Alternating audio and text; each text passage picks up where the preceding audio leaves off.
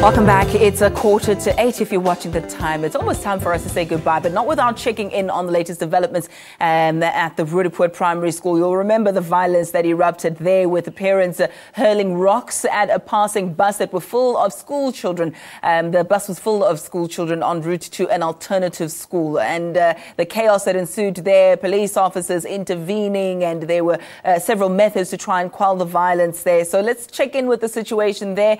They are against the closure of the school, and that's the parents, and due to ongoing investigations by the Provincial Education Department. Just a bit of a scenario of what's happening there at the moment. SABC reporter Sibongile Mkani-Mpolweni is standing by. Sibongile, a little bit earlier we discussed the situation. You had said that it's calmer today, that police officers and Metro Police were there.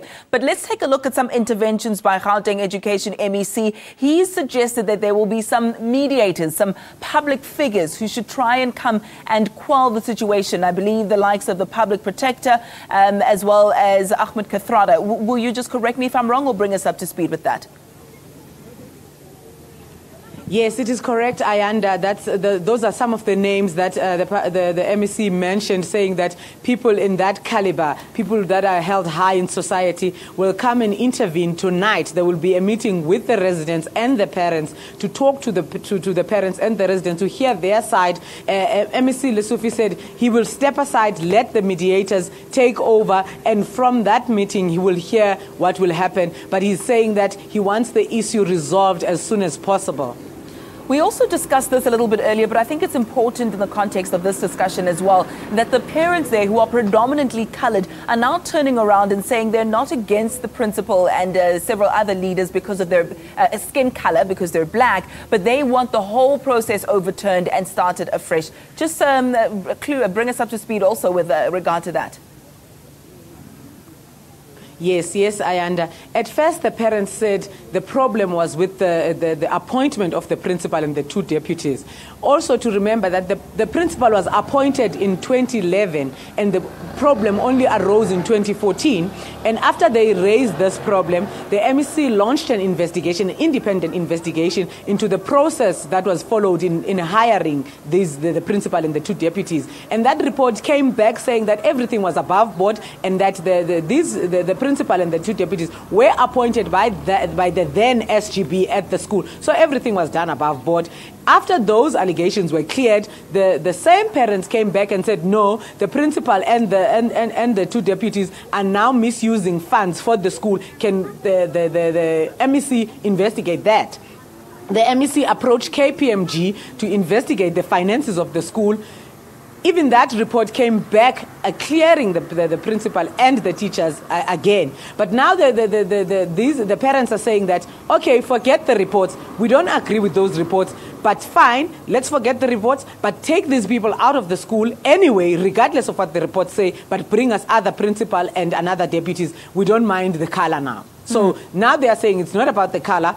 At first, they were saying they can't have a colored school run by a black principal with two black deputies. But now they've changed. They are saying now it's not about the color. They just want someone different.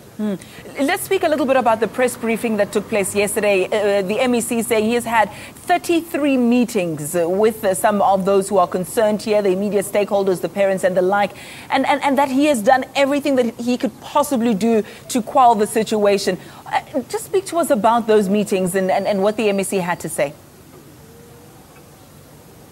The MEC was saying that he is fighting a painful battle with this because he's done everything humanly possible that he could have done. They've called him into meetings. He would spend a week at the school with the parents, talking to them. The 33 meetings that he had with them was just with the community, including the parents. And there were 3 other meetings on top of the 33 with the parents alone. These meetings would happen at night. They would just call and say, come. And he would jump and come and be at the school, listen to their problems. They would say, launch another investigation. He would do that. He asked them for proof. They didn't bring proof forward, but he went ahead with the investigations anyway. And he even involved the latest meeting that it was held at the school. It was with the premier of the province on Friday, where the community was also here to talk about this thing, to say what exactly is it that you want. Because the MEC, all he says is that he wants the school to function properly so that the education of the children will not be interrupted. He's even gone as far as asking the principal to step aside to have an acting principal requested by these parents, their preferred principal, the one that was found to have been implicated in the finances of the school in the wrongdoing on those reports.